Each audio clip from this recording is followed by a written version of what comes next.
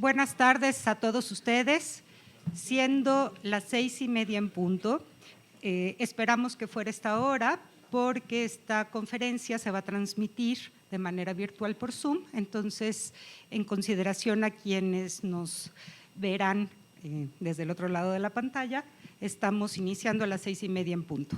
Sean bienvenidos y para iniciar les cedo la palabra al doctor Alfredo Adam, quien es el coordinador del Seminario Universitario de Gobernabilidad y Fiscalización.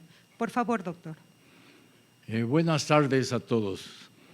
Sean bienvenidos a esta conferencia que el Seminario Universitario de Gobernabilidad y Fiscalización ha convocado esta tarde y en la que el maestro Víctor Miklos, contador público orgullosamente egresado de nuestra facultad, nos hará reflexionar sobre aspectos que hoy en día tienen mucha importancia. Me refiero a la inteligencia artificial y a los aspectos decisivos relacionados con ella, como es la ética. Independientemente de que tomemos conciencia sobre estos avances de la tecnología, es una realidad que los usamos y además una gran cantidad de nuestras actividades cotidianas se rigen por sistemas basados en inteligencia artificial. Por ejemplo, los mecanismos y herramientas con que el SAT busca hacer eficiente la recaudación de impuestos, que nos ha puesto a todos los contribuyentes a estar involucrados en estas tecnologías. Pero, ¿qué tanto sabemos de ella? ¿Cómo funcionan y hasta dónde impactan en nuestro quehacer? No es casual haberle pedido al maestro Miklos que nos hable sobre la ética robótica ante la inteligencia artificial, porque es necesario conocer y pensar, reflexionar sobre el alcance y las acciones que estos desarrollos tienen en nuestra sociedad.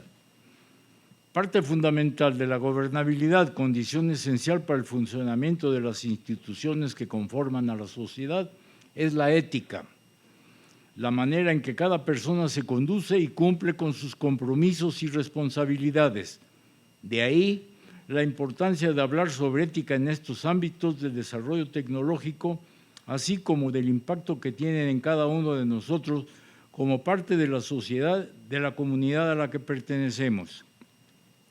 Antes de iniciar, le cedo la palabra al contador público Héctor Vargas y Casa, integrante del Seminario de Gobernabilidad y Fiscalización, estimado amigo y quien contribuyó de manera importante para que esta conferencia fuera posible, ya que será Héctor quien abundará más sobre la importancia de la conferencia y nos compartirá la trayectoria del maestro Víctor Miklos.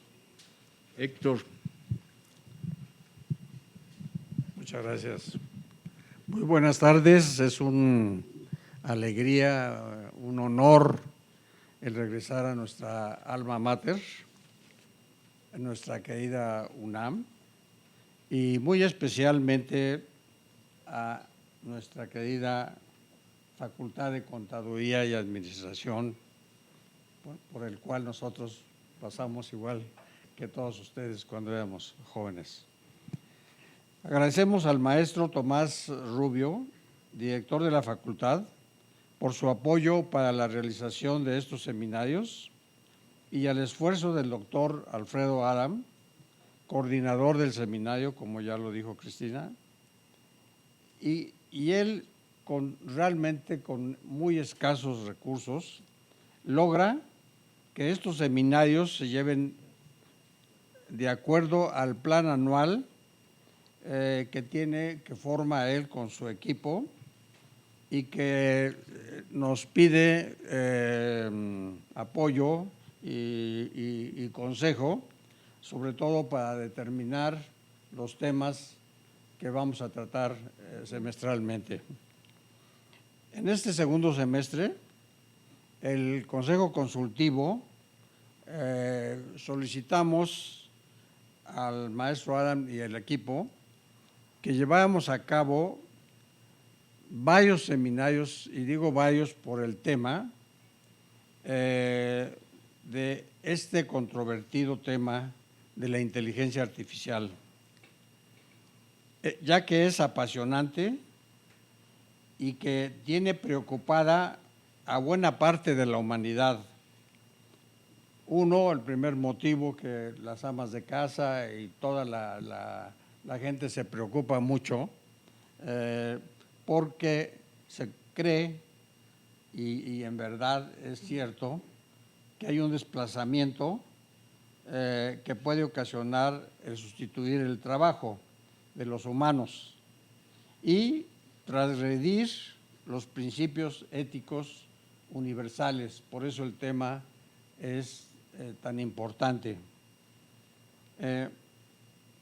Yo considero que el hombre es la inteligencia humana y siempre, en todas las épocas, ha tenido la capacidad de cambiar y reinventarnos, por lo que es importante controlar los beneficios que ya nos está aportando y mitigar los riesgos que ya también se están dando.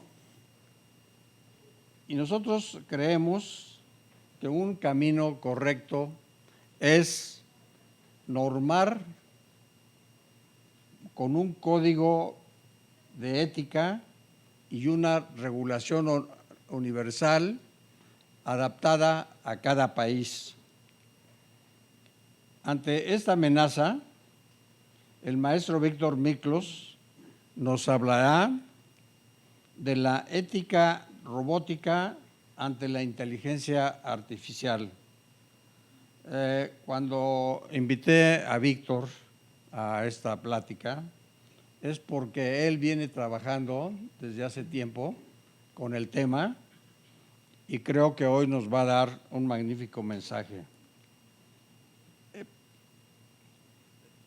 Presentar a Víctor para mí es muy fácil, porque siendo compañeros de la carrera de contador público en la generación 58-62 de nuestra facultad y siguiendo nuestra mitad de toda la vida, pues entonces puedo describir al maestro Miklos como un ejemplo de hombre de equilibrio, como ser humano, hijo, hermano, esposo, padre y gran amigo. Y además tiene la virtud de ser muy exitoso profesionalmente y un magnífico empresario mexicano. Y quiero resaltar como un motivo de la causa presente de nuestra generación, que es el ponernos retos, como ustedes jóvenes también se los ponen. Y Víctor nos invitó a que compartiéramos un podcast semanalmente a sus casi 80 años, y ya tiene un buen tiempo editando ese podcast, que yo los invito, porque realmente es muy interesante escucharlo, por el canal de Spotify denominado ¿Y tú qué harías? Y esa es la presentación de Víctor Miklos. Ustedes lo van a juzgar, tiene medallas, tiene honores, tiene todo, pero yo creo que es más auténtico presentar a Víctor como exitoso en la profesión, exitoso en la empresa, gran amigo y su familia muy equilibrada. Pues con esto le doy la palabra a mi amigo Víctor.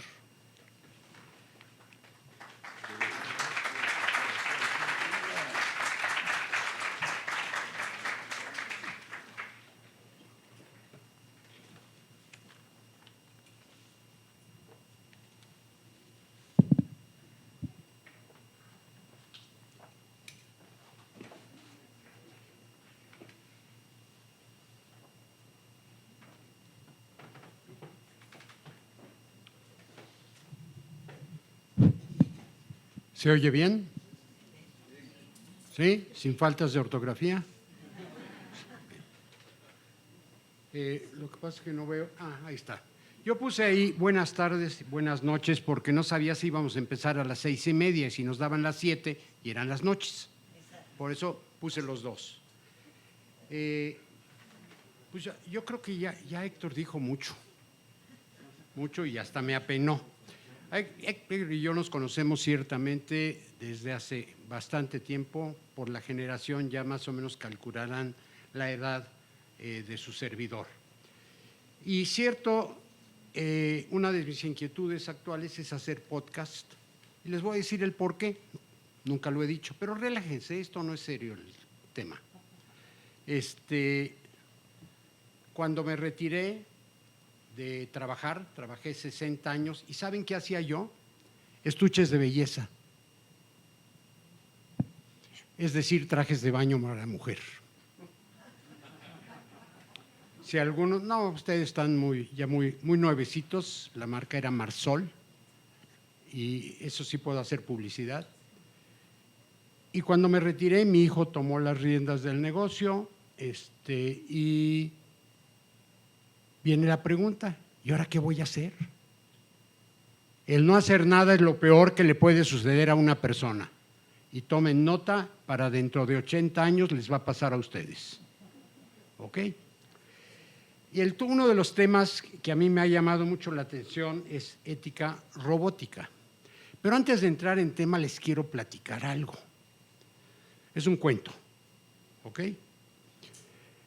Había una señora de cierta edad, viuda, su marido la había dejado con suficientes recursos como para que los familiares le hicieran bonitas caras. Y la señora realmente tenía buena salud, pero tenía un problema, no oía bien. Y entonces tenía que ver a un médico para que le ayudara con estos aparatitos. Ya los han visto ustedes, ¿no? ¿Alguien no ha visto un aparatito para la sordera? Nomás los sordos no lo han visto. Entonces esta señora fue a ver al médico y le dijo que necesitaba o cambio de pila o que le subiera el volumen porque ya no estaba entendiendo bien lo que sucedía a su alrededor. Y el médico le dijo, mire señora, entiendo su problema, pero le tengo una muy buena noticia. Me acaba de llegar un aparato directo de Alemania, Inglaterra, donde ustedes quieran, que es extraordinario. Es muy caro, cuesta $8,000. Pero mire, tengo se lo voy a prestar para que lo pruebe usted. Si le gusta, me lo paga. Si no le satisface, me lo devuelve, no hay problema. La señora se lo agradece, se lleva su aparatito. Una semana después regresa con el médico. Le dice, aquí tiene sus $8,000. Ah, sí le sirvió. Pues viera que en esta semana cambié 3 veces mi testamento. Pues eso me pasó a mí, porque cuando empecé inicialmente con el tema de la robótica y mi inquietud era saber si algún día los robots tendrían sentimientos y podrían actuar por sí solos. Y de aquí viene toda la plática que espero les guste a ustedes, que además quiero agradecerles, porque lo único que tienen ustedes finito es el tiempo, y me van a dedicar un buen rato, y eso lo agradezco. Ahí les puse la ruta crítica que vamos a seguir en esta presentación.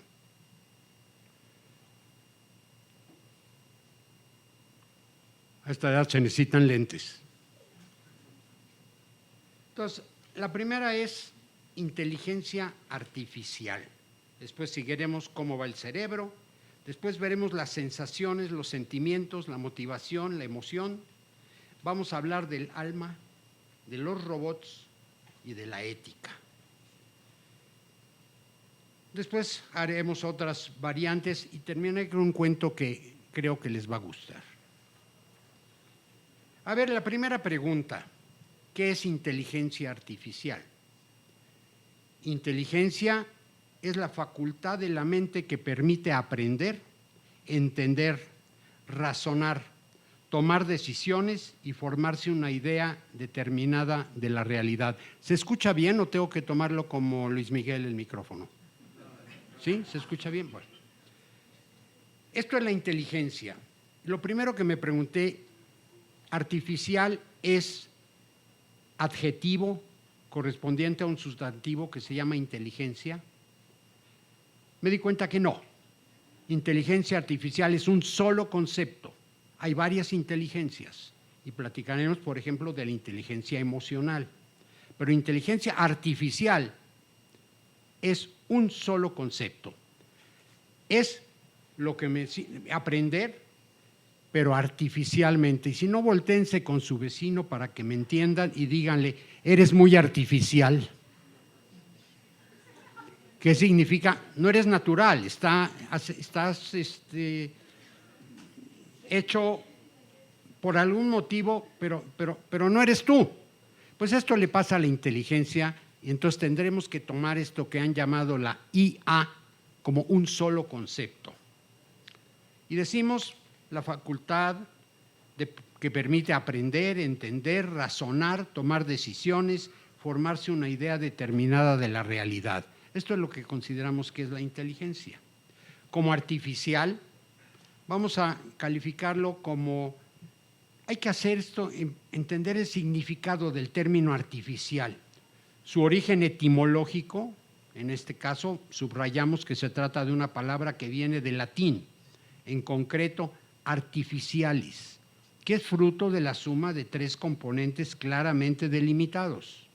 Sustantivo ars, artis, que puede traducirse como arte, el verbo facere, que es sinónimo de hacer, y el sufijo alis, que significa para indicar relación o pertenencia. Esto se aplica cuando queremos hablar de inteligencia artificial. Es un adjetivo que alude a aquello que es fabricado por el hombre, es decir, no procede de la naturaleza, es artificial, también es lo que resulta falso, ilusorio o simulado. Esto es válido cuando no asociamos artificial con inteligencia. Muchas veces lo artificial funciona como un reemplazo de lo natural a partir de una semejanza o de una imitación. Una laguna artificial, retomando un ejemplo para verlo, pues fue creada por el hombre. Realiza una excavación, la llena de agua, hace su laguna. En cambio, una laguna natural surge de modo espontáneo. El césped artificial, por otro lado, es un producto hecho con plástico u otro material. Los ingredientes artificiales de un pastel, por su parte, imitan sabor, color, aroma, textura, etcétera, a otros que provienen de la misma naturaleza. Y en cuanto al pasto, los que jueguen fútbol me entienden perfectamente lo que es el pasto natural y lo que es el pasto artificial. Uno está creado por el hombre, el otro es de la naturaleza. Tenemos que destacar la existencia de la película IA, Inteligencia Artificial. Se estrenó en 2001, dirigida por Steven Spielberg. Se enmarca dentro del género de la ciencia ficción y cuenta cómo en el futuro un ser humano convive con robots que se dan en llamar mecas. Estos, como es lógico, presentan una gran diferencia con los hombres. No tienen sentimientos. A lo cual a mí me surgió una duda. ¿Alguien vio la película Odisea 2001? Resulta que con esta expectativa que tenemos de que la Tierra ya no nos va a alcanzar, mandaron a una nave a explorar otros lugares. Y en la nave van 2 ingenieros que están manejando la nave y 2 en estado de hibernación, dormiditos para cuando lleguen al destino, tomen el papel y puedan funcionar sin el tema de haber envejecido. En el camino, los ingenieros que llevan la nave notan que algo no está funcionando bien con un robot, que es un cerebro que está conduciendo y manejando a la nave hacia donde se tiene que dirigir. Y entonces se encierran en una cabina y hablan de que van a apagar el robot. Nada más que no se dan cuenta que la cabina tiene una pequeña ventana y el robot es capaz de leer los labios. Y el robot se entera que la van a pagar y va en contra de los mandatos que tiene. Para evitar esto, crea una situación falsa de emergencia cuando uno de los tripulantes tiene que salir a reparar la nave por fuera y en el momento en que está fuera la nave gira y lo manda al espacio. Todavía no lo encuentran, debe estar por ahí volando. Y el que se quedó en la nave se dio cuenta de todo esto y finalmente termina sí por apagar. ¿Cuál fue el sentimiento que tenía el robot? Eso ustedes lo van a definir como muchas otras cosas de esta plática. ¿Eran celos o era cumplimiento de un deber que no podía cumplirlo porque lo querían apagar? Esto deja la duda si los robots tendrán alguna vez sentimientos. Yo hice muchas preguntas al respecto, les digo, cuando no fui a ver al médico del oído, pero sí pregunté en muchos lugares y me puse a leer.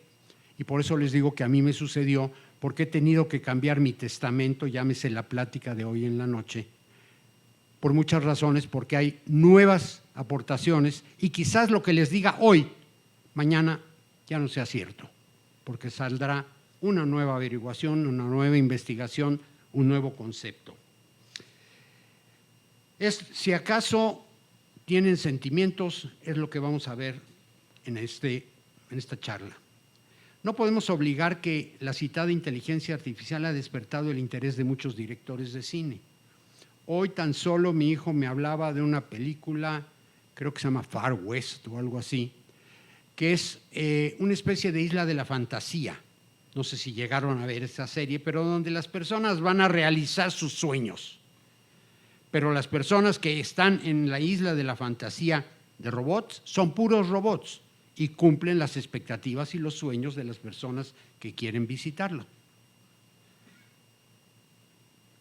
¿A qué grado llega la imaginación para crear robots similares, semejantes, parecidos al ser humano? Imagínense un satélite artificial. Es un dispositivo que tiene la capacidad de orbitar alrededor de un planeta, de una estrella, de un asteroide o de cualquier otro astro con algún fin. Por el hecho de mantener una órbita, se asemejan a los satélites naturales, como es la Luna. No es únicamente la inteligencia artificial. Hay otras inteligencias, por ejemplo, la inteligencia emocional. Hay un libro muy bueno de Daniel Goleman que habla de la inteligencia emocional y dice es la capacidad de reconocer la respuesta, tanto propia como a las emociones. Reconoce emociones, gestiona nuestra respuesta ante todas ellas. La podemos definir como un conjunto de habilidades que permiten una mayor adaptabilidad de la persona ante los cambios.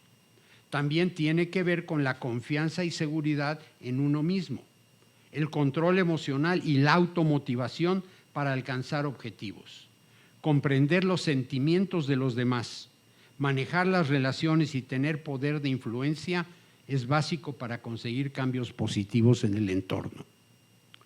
Una emoción se produce como respuesta ante algo que nos sucede. Una emoción provoca una acción, una respuesta. Habitualmente, ante determinadas emociones, nuestra respuesta suele ser automática, o lo que es lo mismo, una reacción ante un estímulo. Lo que dice la inteligencia emocional es que es posible responder en lugar de reaccionar, es decir, introduce el concepto de gestión de la respuesta ante un estímulo. Hay muchas cosas respecto a esto. Daniel Goleman, en su libro Inteligencia Emocional, habla de todo lo que se está haciendo en este punto, pero vean que es diferente a lo que hemos llamado como un solo concepto, inteligencia artificial. Y hay inteligencia para artistas, para deportistas, porque son las implicaciones o facilidades que tenemos en el cerebro para determinada actividad o determinada acción. Goleman dice que la inteligencia emocional tiene 5 elementos clave: autoconocimiento, autorregulación, automotivación, empatía y habilidades sociales. No voy a entrar a hablar de cada uno de ellos. ¿Y dónde se da todo esto? ¿Dónde creen? ¿Ya apareció? Si nos ponen un cerebrito por ahí, ¿alguien nos presta uno? Se supone que tenemos una. Ahí está. ¿Lo reconocen? Bueno. Vean ustedes toda la complejidad de un cerebro. Todo lo que tendría que pasar en un robot o en una máquina para que llegara a tener todas estas emociones. Y les puedo platicar cuáles son las funciones. El cerebro controla la respiración, la frecuencia cardíaca, la digestión, la temperatura, los 5 sentidos y el movimiento. El cerebro también permite pensar, comunicar, manejar las emociones y formar opiniones. También tiene otras funciones cruciales como el enamoramiento. Ese lo conocen. Lo han practicado. Más vale que sí. Cada parte del cerebro tiene su función. La parte frontal es el centro de las emociones, la inteligencia y el razonamiento. Es la zona que determina gran parte de su personalidad.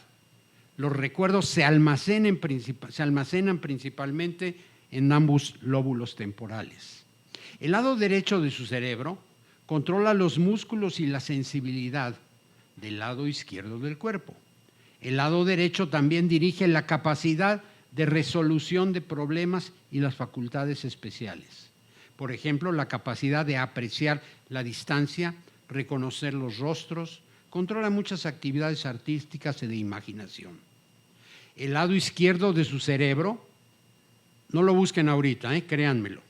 El lado izquierdo de su cerebro controla los músculos y la sensibilidad del lado derecho del cuerpo. También controla la mayoría de las habilidades verbales y el lenguaje. El tallo o tronco encefálico controla las funciones básicas del organismo, como la respiración, la circulación de la sangre, la deglución de los alimentos. Controla el movimiento y los sentidos de los músculos de los ojos, del rostro, de la cabeza, el cuello. Esto incluye tragar, sentir sabores y escuchar. La parte posterior del cerebro, lóbulos occipitales, controla el sentido de la vista. El cerebelo es la parte del cerebro ubicada justo detrás de la corteza visual. Controla la coordinación y ayuda con el equilibrio y el movimiento.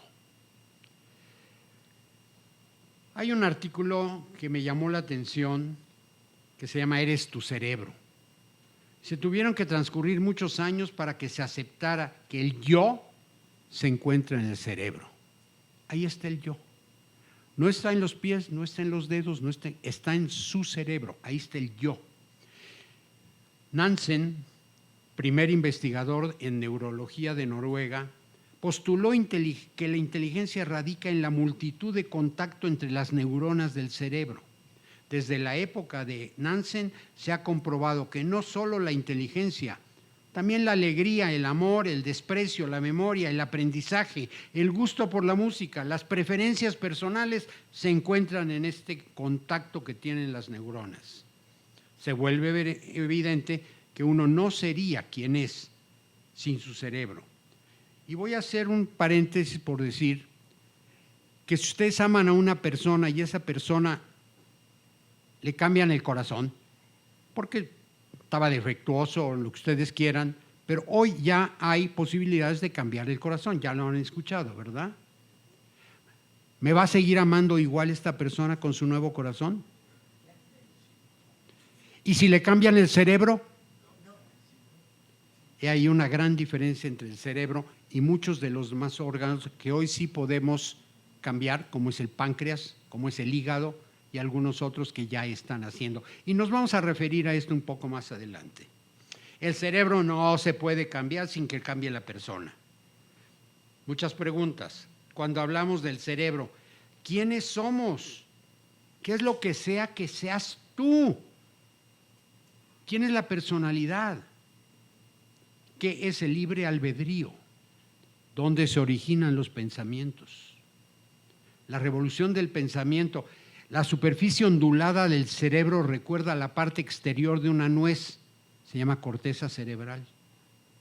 El cerebelo regula nuestros movimientos. El cerebro está compuesto de sustancia gris y sustancia blanca.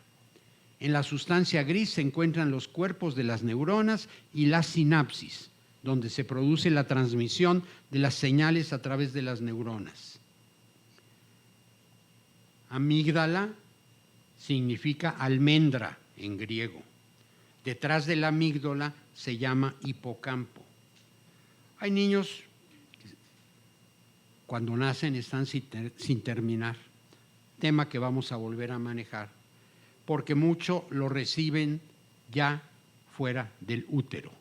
Ahí es donde se reciben los mensajes, las impresiones, los sentimientos que posteriormente vamos a arrastrar como un costalito durante toda nuestra vida. Fíjense, en un libro encontré esto que me pareció muy interesante. Dice, el odio y el hemisferio cerebral derecho. Las emociones. El origen de las emociones es a partir del cerebro y no del corazón. Son las neuronas de las estructuras subcorticales denominadas del sistema límbico, la amígdala cerebral, el hipotálamo, el hipocampo, los ganglios basales, giro del cíngulo, en donde paradójicamente no hay conciencia. Los lóbulos frontales se involucran en el proceso emotivo cuando éste ya nos atrapó. La congruencia aparece tiempo después del origen de cada emoción. Las emociones tienen una relación importante con el aprendizaje y la experiencia. Y no me refiero a la emoción de que el papá le pegó al niño y lloró y no. En general, hablamos de que las emociones crean aprendizaje. Cuando sienten, aprenden. Ser consciente de la emoción que tenemos nos hace más fácil entenderla y reconocer qué nos está sucediendo. El lado B, por su naturaleza, las emociones en su origen son inconscientes. El hemisferio cerebral derecho genera más emociones relacionadas a la molestia, al enojo, a la irritabilidad, a la ira, comparado con las redes neuronales del hemisferio izquierdo. El hemisferio cerebral derecho tiene conocimiento de procesos relacionados con el miedo, por ejemplo. Hablo de esto para que le estemos dando la importancia que merece el cerebro y el por qué es difícil que los robots lleguen a tener cerebro como los humanos. Después de una activación de la amígdala cerebral, el odio activa de manera importante el núcleo neuronal llamado ínsula, una zona cerebral relacionada con el proceso cognitivo del dolor, el rechazo, la repugnancia y a su vez que se conecta con regiones corticales en relación a la planificación y el ataque, por lo que el odio es una de las emociones más completas de activación estructural del cerebro humano y de las que no más ocupan las neuronas. No obstante, al hacer conciencia del odio, este sí puede controlarse. Esto lo escribió Eduardo Calixto en un libro que se llama El lado B de las emociones. Les recomiendo echarles un ojo. Ahora pasamos a ver esto. ¿Qué son sensaciones? ¿Qué son sentimientos? ¿Qué es motivación y qué es emoción? Es complicado. ¿Ustedes se hacen la pregunta? ¿Qué es una sensación? ¿Qué es un sentimiento? ¿Cómo se generó? ¿Cómo nació? ¿Dónde está? ¿Cómo lo motivó? ¿Cuál es la emoción? Esto pertenece totalmente al ser humano. Y esto nos lleva a un tema difícil. Se llama el alma. ¿La conocen? Todos tienen una. ¿Platican con ella? Vale la pena. El alma está considerada una entidad abstracta tradicionalmente considerada por la parte inmaterial que junto con el cuerpo o parte material constituye el ser humano.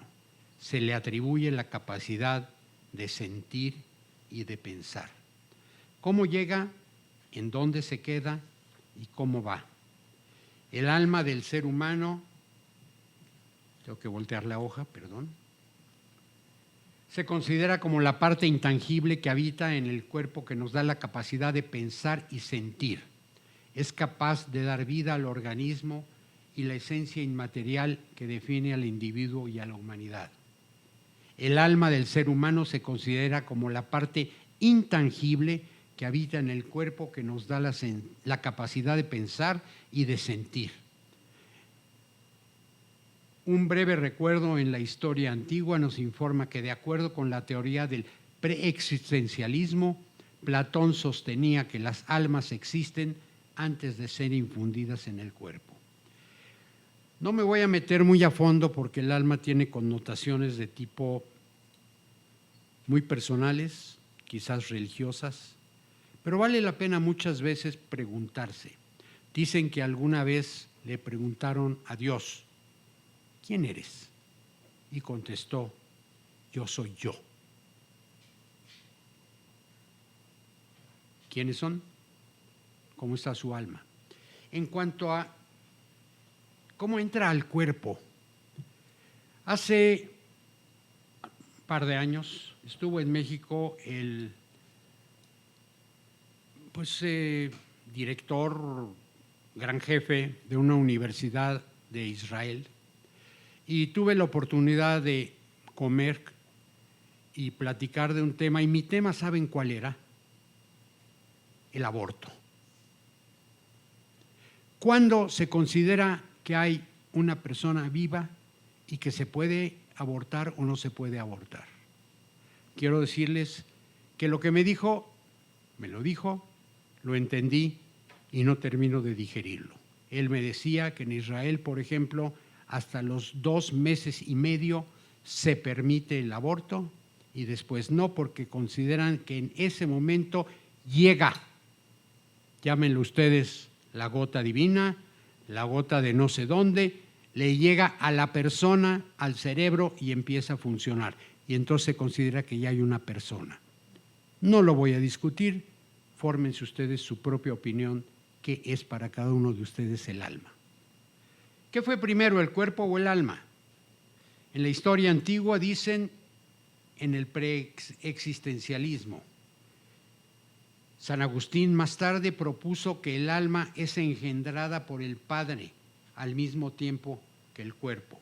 Y les dejo un tema para que me digan qué son ustedes.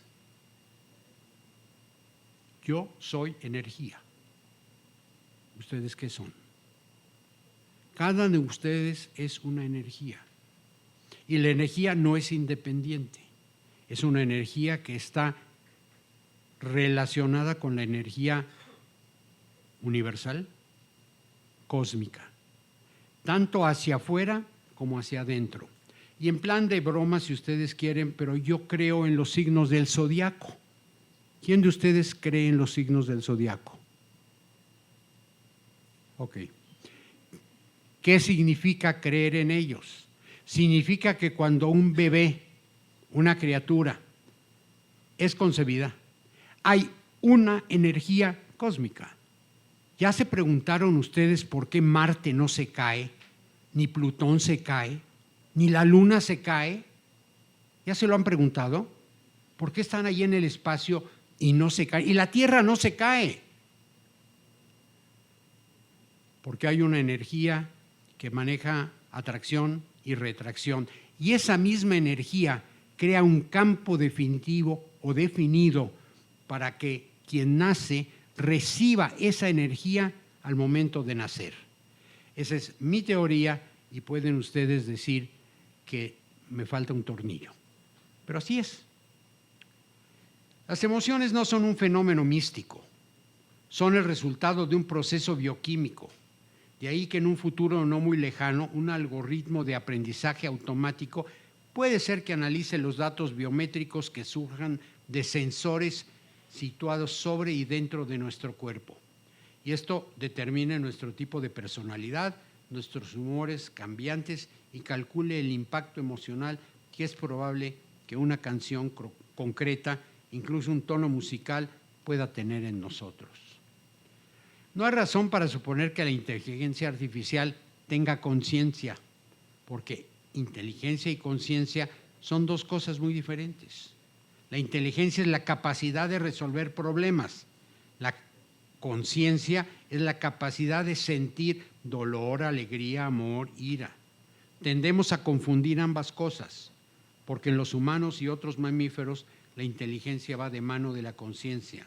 Los mamíferos resuelven la mayoría de los problemas mediante los sentimientos. Los ordenadores lo resuelven de una manera diferente. Un maestro, un profesor, proporciona a los alumnos más que información. Necesita la capacidad para dar sentido a la información, de señalar la diferencia entre lo que es y lo que no es importante. Y por encima de todo, de combinar muchos bits de información en una imagen general del mundo. Y ahora vamos a pasar a hablar de nuestros amigos, los robots. ¿Alguien tiene un robot en casa? ¿No? Me han platicado de las aspiradoras que van por todos lados y los rincones, etcétera. Ya las han visto, ¿verdad? Bueno, ¿qué son los robots? ¿Aprenden? ¿Están hechos para ayudar? ¿Por qué y para qué? Fíjense la diferencia de una misma palabra aparente, ¿por qué y para qué? ¿Por qué llegaste tarde? Porque había mucho tráfico. ¿Para qué viniste? Porque me interesa. Bueno, quiero suponer que les interesa, ¿verdad? Entonces, explicar qué es los robots. Por ejemplo, hablamos de robótica. Robótica es una ciencia que aglutina varias ramas tecnológicas. La rama de la ingeniería mecánica, de la ingeniería electrónica y de las ciencias de computación. Se ocupa del diseño, construcción, operación, estructura, manufactura y aplicación de los robots. Esto es la robótica. ¿Qué es lo más importante? Una de las ventajas de la robótica es que el ser humano ha podido sustituir muchas labores agoteadoras y repetitivas gracias a la creación de robots, los cuales inclusive han mejorado su capacidad de rapidez. No me crean, visiten una planta de ensamble de automóviles y platíquenme cuántos seres humanos están trabajando ahí y cuántos robots están trabajando ahí. Sé que la planta que está en Puebla tiene un salón donde le dan el terminado y el ensamble a los automóviles. Hay 2 ingenieros y 100 robots. Entonces, hacemos los robots para que nos ayuden y en ese sentido tenemos que entenderlo. ¿Qué aplicaciones tienen? Transportan materiales, trabajan en montaje, corte mecánico, en rectificado, desbardado, pulido, pintura, plásticos, otros materiales, tareas peligrosas como soldadura, implementación de sustancias inhalantes nocivos, transporte de materiales pesados, medicina y reciclaje. ¿Quién no ha oído ahora de operaciones a seres humanos realizados por los robots? Claro, bajo el mandato y el control de un ser humano. Pero quien hace la operación es un robot. ¿Han oído que un robot esté cansado? ¿Que tenga sueño? ¿Que quiera hacer un sindicato? ¿Verdad que no? Entonces, tiene sus ventajas y tenemos que entender cuál es el sentido de la existencia de los robots. Pero lo que vamos buscando en esta plática es saber si van a tener sentimientos y cuál es su papel de esto frente al ser humano. Miren, datos curiosos de la robótica. Leonardo da Vinci diseñó unos bocetos de una máquina acorazada con forma humanoide. Una versión en miniatura y más funcional ha sido construida por un científico de la NASA para ayudar a la futura colonización de Marte. Bristol Robotics Laboratory desarrolló una idea muy interesante. Robots que se agenciaban su propio alimento. Se trata de artefactos que utilizan pilas en lugar de combustible. Proviene de bacterias presentes en manzanas podridas y moscas muertas. Eso lo comen los robots. ¿Ustedes lo comerían? No, ¿verdad? Yo tampoco. El fundador del Instituto de Robótica de la Universidad de Carnegie ha predicho que para el año 2040 los robots se independizarán del ser humano. Considera que estas máquinas pensantes podrían reemplazar al hombre en muchas tareas y llegar a manejar a la sociedad más eficientemente que sus creadores. ¿Se imaginan un partido político de robots? ¿Cómo sería? Bueno, por lo menos no habría corrupción. Entre los robots más extraordinarios que se han construido está uno que se llama Asimo, un robot humanoide creada por la empresa Honda, que es capaz de aprender como un niño. Puede correr, lanzar una pelota, bailar, realizar movimientos fluidos e incluso sostener una conversación. Sofía, ya deben haber oído, es el primer robot del mundo reconocido como ciudadano de un país. Es un robot humanoide construido por Hanson Robotics, una empresa de Hong Kong que es capaz de imitar más de 60 gestos y expresiones humanas, aprender y sostener una conversación espontánea. ¿Cómo creen que aprende un robot? Cuando ustedes le ponen una información, el robot no se queda tranquilo. El robot va a hacer sinapsis con lo que ya le habían dado como información y puede generar nuevas informaciones a partir de lo que ya se le dio. En el mundo hay más de 1 millón de robots en servicio. Más de un cuarto de ellos están en Japón. Y de eso les puedo platicar que en el libro de... ahorita les digo el nombre. Se llama Sálvese el que pueda.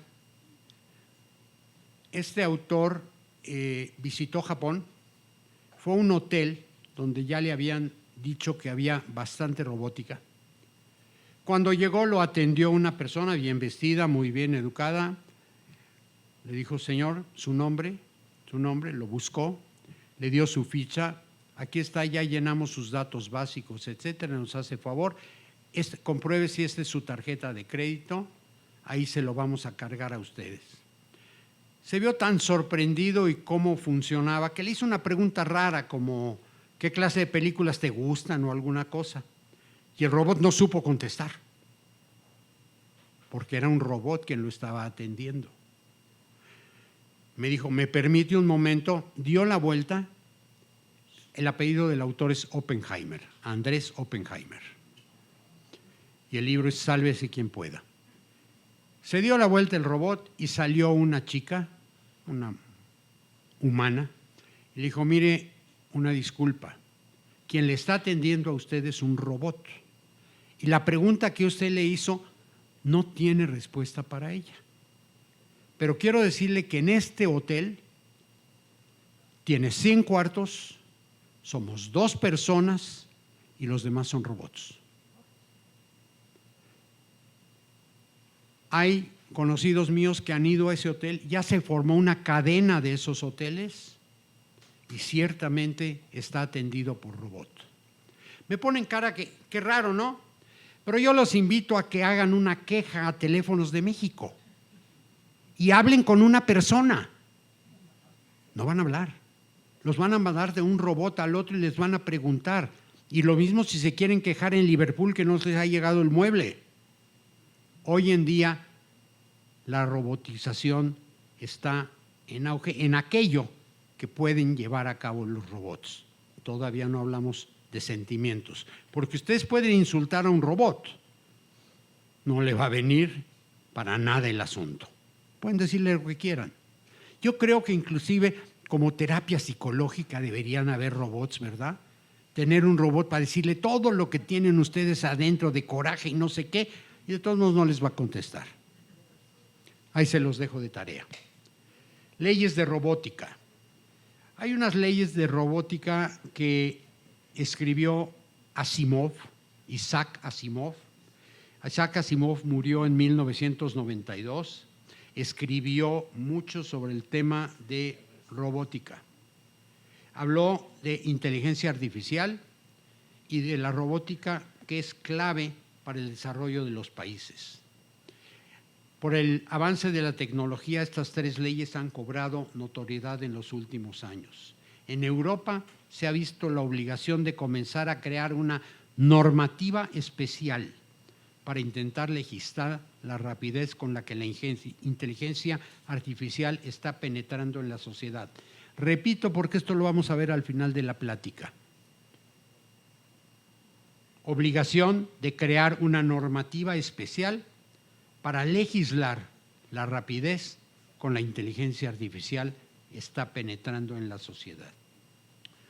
Leyes de robótica. ¿Cuáles son las leyes que Asimov propone y que en Europa han sido aceptadas?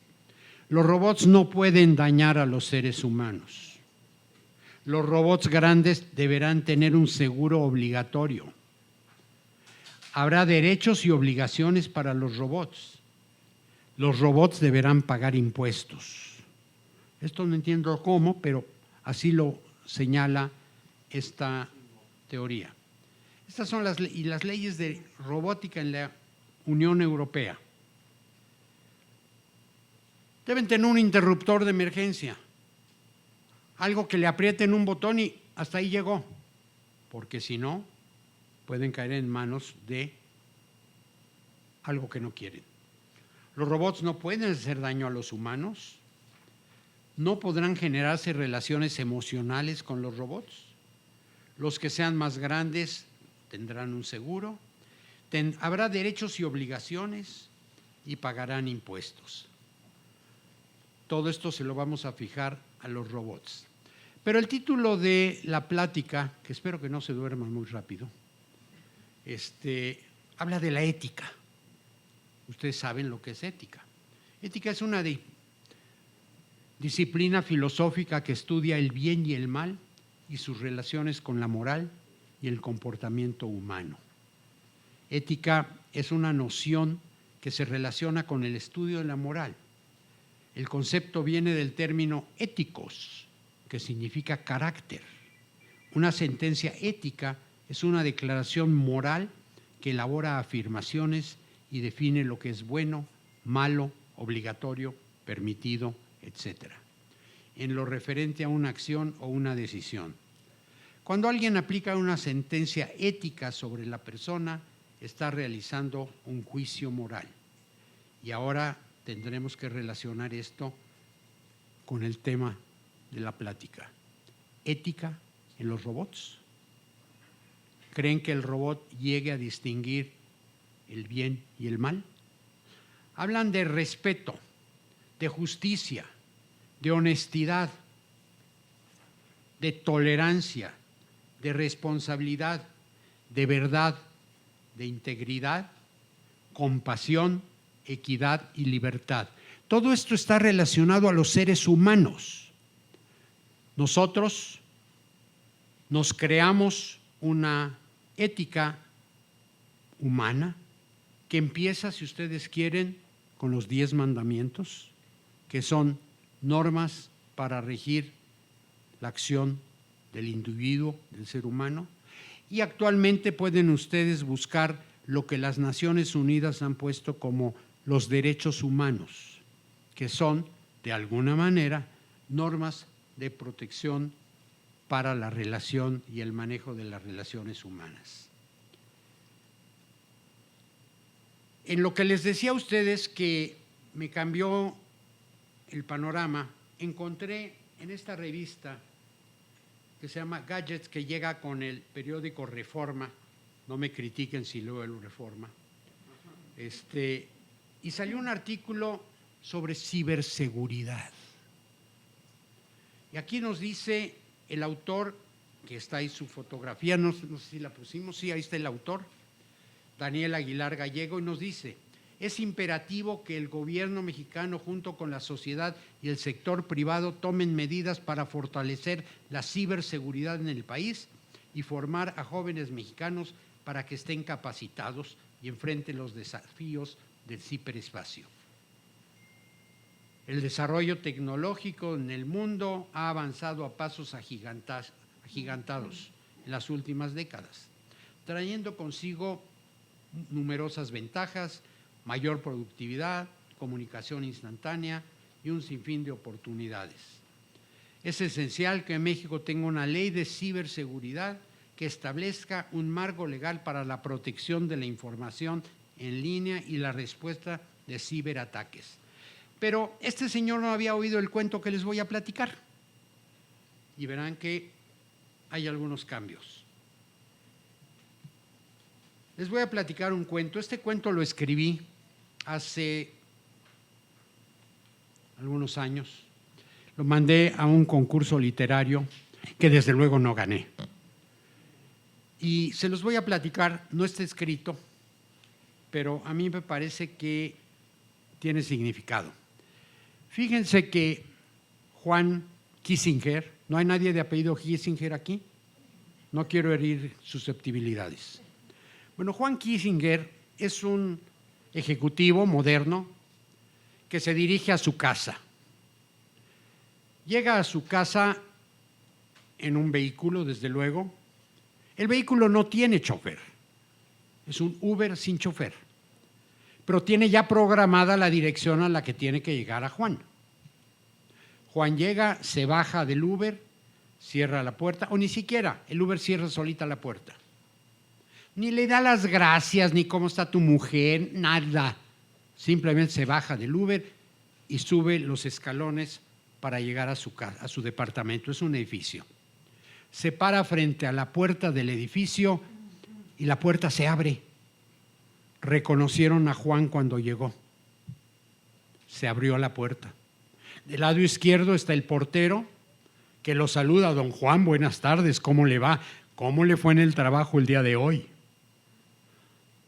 Bien, Pedro. Pedro es un robot. Está programado para decirle eso a don Juan cuando llegue, y el robot reconoce que el que llegó se llama Juan. Se sigue, llega al elevador, el elevador lo reconoce. Se abre el elevador, Juan sube al elevador y el elevador sabe que Juan va al piso 7. Va, llega al piso 7, se abren las puertas, entra Juan a su departamento. Porque se abrió el elevador y se abren las puertas del departamento también. ¿Qué esperan ustedes encontrar cuando llegan a su casa? Un perrito, ¿no? ¿No tienen un perrito que les ladra y les mueve la cola y les hace mal?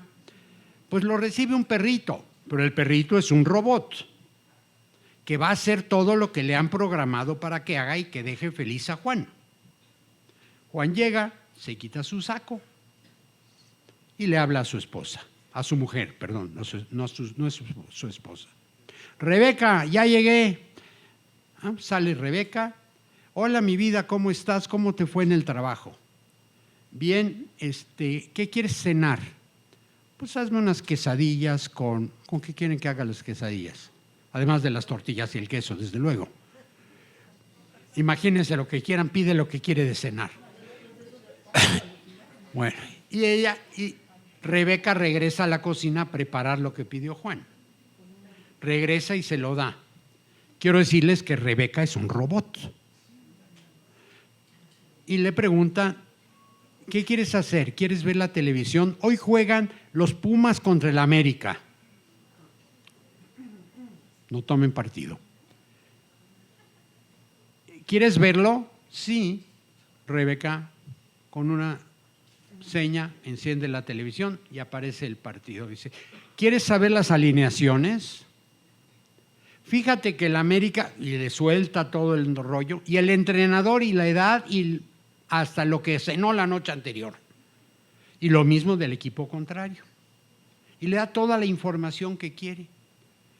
Le da sus quesadillas y empieza, y le dice infantilmente, Juan, ¿tú no vas a cenar?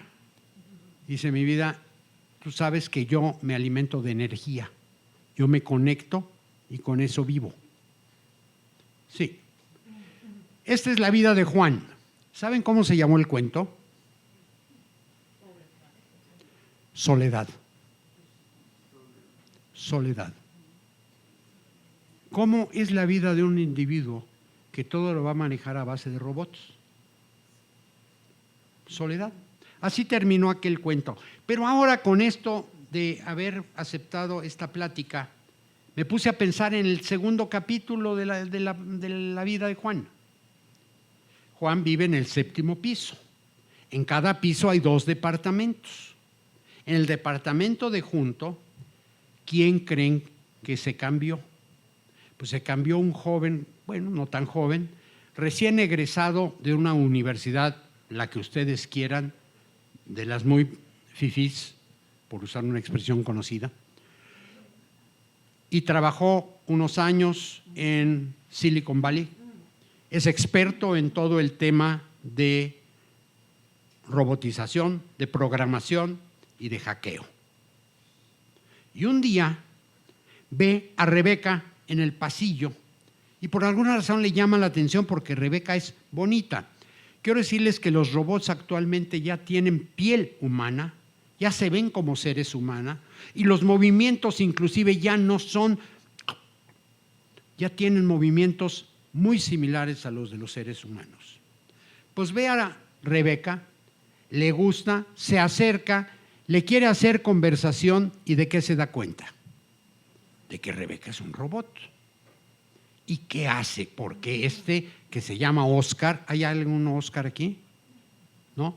Este se llama Oscar y Oscar es maloso. Y entonces hackea a Rebeca y le cambia los mandatos y la vuelve una bruja, de manera que ya no atiende a Juan, que lo regaña. Ya imagínense eso como un matrimonio de aquellos que hay por ahí que yo no conozco. Y viene todo este cambio. Juan se da cuenta que le han hackeado a Rebeca. ¿Con quién se queja? ¿Qué hace? ¿Qué creen que hace Juan frente a este problema? Nunca pensó en tomar un seguro, nunca pensó en ponerle a Rebeca con algunos métodos de que no pudiera ser afectada, pero de pronto ya lo tiene y le cambian a Rebeca. ¿A quién le va a pedir ayuda? Y esto tiene que ver, y les platico este cuento, porque hacemos muchas cosas y no nos damos cuenta que después de que las hacemos, necesitamos también tener las medidas de control para que no se nos salgan del funcionamiento que nosotros hemos pensado. Y esto tiene que ver con la ética robótica. No pienso, después de haber leído y de haber madurado para este caso, que los robots piensen. No lo creo. No creo que los robots se vuelvan humanos. Pero tal como lo planteé en alguna parte de esta presentación, sí creo que los hombres tomarán parte de los robots. Ya hay una persona que no podía ver y que le colocaron un dispositivo y mediante ese dispositivo ya puede ver. Y lo mismo con otros defectos o problemas de funcionamiento de un ser humano, que la ciencia ya ha cambiado. Ya hay cambio de páncreas, ya hay cambio de riñón, ya hay muchas cosas. Y piensen nada más hasta dónde podemos llegar, y por eso a mí el tema me llamó mucho la atención, que voy a tener en mi dedo la capacidad de encender y apagar la luz a distancia.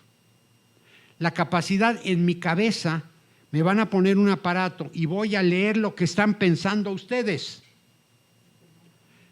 ¿Por qué? Mi convicción es que el cerebro humano tiene mucha similitud con una computadora. Tenemos grabado en el cerebro todo lo que nos ha pasado en la vida.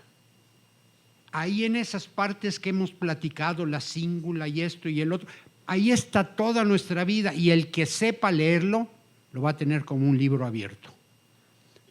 El mensaje de la plática es: pensemos en lo que hacemos, pensemos en lo que puede suceder con lo que hacemos y sobre todo tengamos ética, tengamos educación y busquemos siempre el bien y no el mal.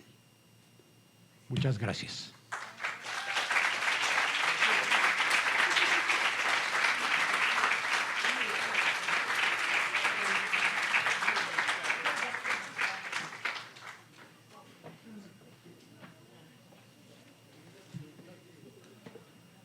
Le pido al auditorio si tiene preguntas para el maestro Víctor Miklos. Nos daría mucho gusto escucharlas y al maestro Miklos contestarlas. ¿Quién se anima primero? A ver, una aclaración, no solo preguntas, también críticas. Las acepto. Okay, tengo mi cíngula preparada. Perdón, ¿tenemos algún micrófono ambulante o se escucha? Gracias. Primeramente, felicitar a nuestro maestro Víctor Miklos, que dio clases de matemáticas cuando era yo aquí estudiante. Pero bueno, soy Alfonso Benigno. Algunos ayeres ya pasaron aquí en la facultad. Pero mi pregunta sería para el maestro Víctor. Esto de la ética y la robótica, sobre todo la inteligencia artificial, tiende a deshumanizar la parte de lo que en un momento dado se llamaría la ética en los humanos.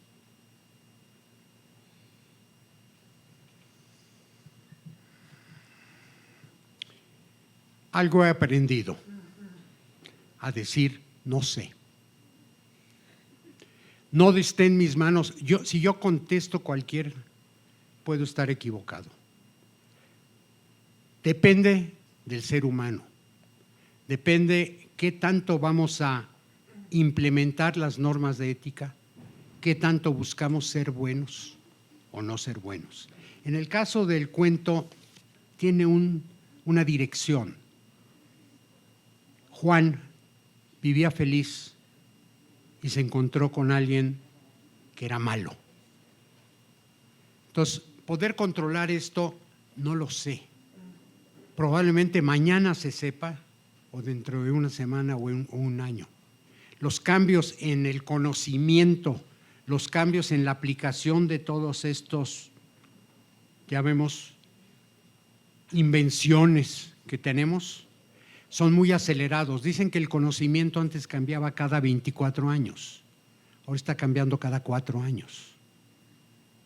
¿Qué va a pasar dentro de un año? ¿Qué va a surgir? Y entonces poder contestar esa pregunta, y no es grosera mi respuesta, depende de muchas cosas que puedan suceder.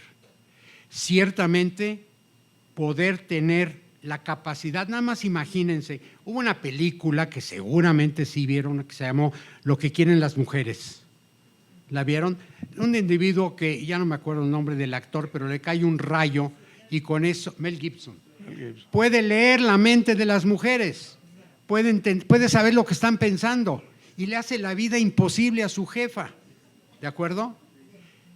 ¿Quién nos dice que no podamos llegar a tener un aparato que nos conecta y que va directamente a la recepción de nuestro cerebro y podamos leer lo que está pensando la otra persona? Hoy digo no.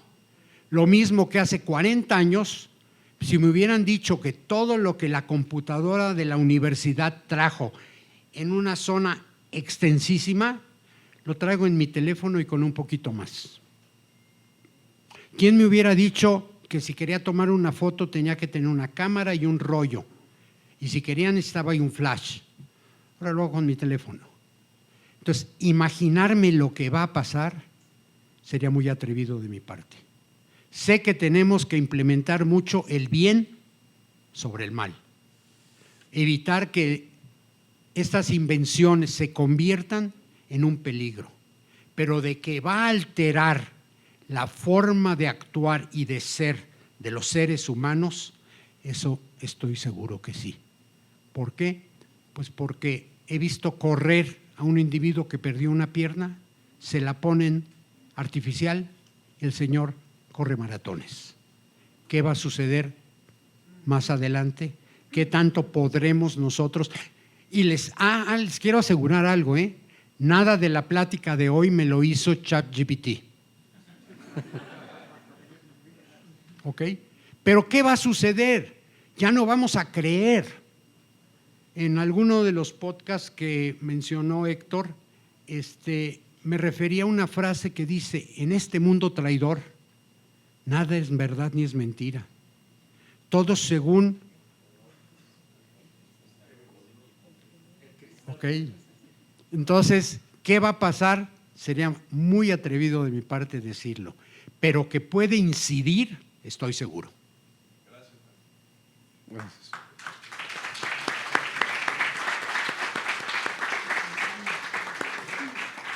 ¿Alguna otra pregunta más? A ver, las damas, nos gustaría que preguntaran sobre este tema tan apasionante. ¿Quién se anima? Con toda confianza. Recuerden, ya me aprendí las palabras no sé. Si todo fue tan claro, a ver, hay una pregunta por aquí. ¿Qué tanta vida puede tener? ¿Es la que el humano le da? ¿A quién? ¿A un robot? El robot puede no vivir, pero sí funcionar después de la muerte del humano. Decir que un robot vive es ir en contra de lo que planteé yo en la plática. Los robots no viven, obedecen, funcionan y deben servir para el ser humano, pero el ser humano tiene su tiempo limitado.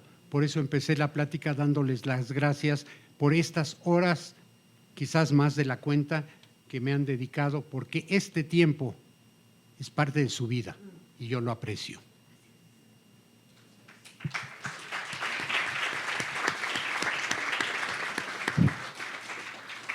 De verdad, muchas gracias. Yo creo que nos ha despertado inquietudes, nos ha despertado pues con un conocimiento que a lo mejor lo hemos oído, pero no lo habíamos visto así.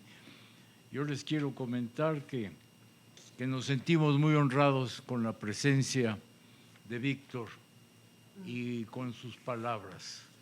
La verdad, va a ser publicado y lo van a ver, lo pueden ver en la página de la facultad, en la página del seminario, y obviamente también lo vamos a publicar por escrito. Pero por lo pronto, pues no nos queda más que darle las gracias, y les quisiera yo, si nos ponemos nosotros de pie para hacerle un reconocimiento público al maestro Miklos, distinguido egresado de nuestra facultad. Esto dice así: Universidad Nacional Autónoma de México, la Facultad de Contaduría y Administración otorga el presente reconocimiento al maestro Víctor Miklos Ilkovics por su participación como ponente de la conferencia Ética Robótica ante la Inteligencia Artificial, en el marco del Seminario Universitario de Gobernabilidad y Fiscalización. Por mi raza hablará el espíritu, Ciudad Universitaria, agosto del 23, firmado por el maestro Tomás Humberto Rubio Pérez, director de la facultad.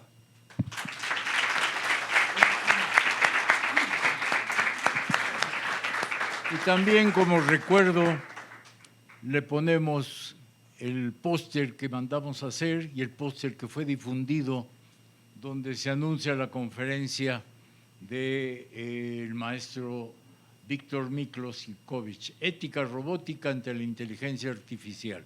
Muchas gracias, Víctor.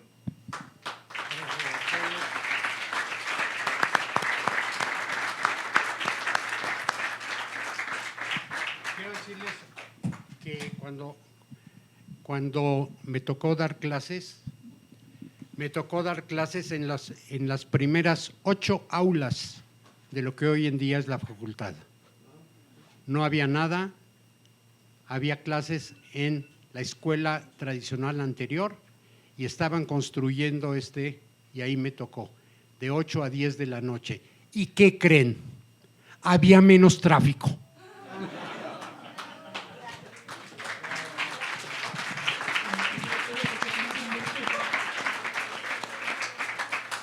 Nos sentimos muy orgullosos como facultad de tener este tipo de egresados.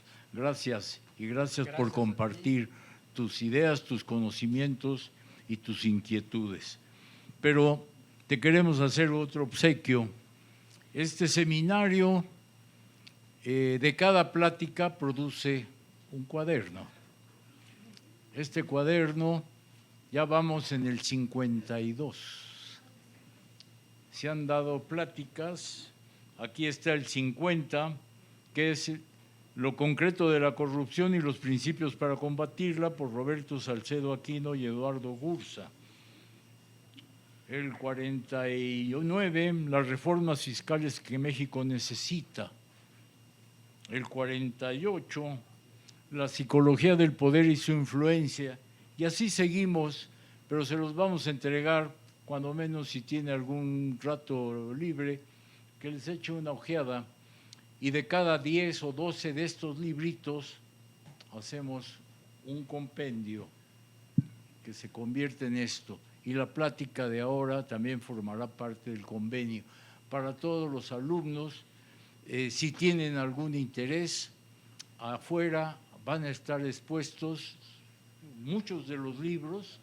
Si tienen interés, les suplicamos que se lleven uno nada más, porque nada más hay 50 o 60 ahí. Pero si a alguno les interesa, y ya están en la biblioteca, y están en la biblioteca de la facultad y la biblioteca de posgrado. O sea, ya están los libritos y los libros grandes. Pero por lo pronto pues, se los entregamos a nuestro exponente de esta noche, que fue muy interesante.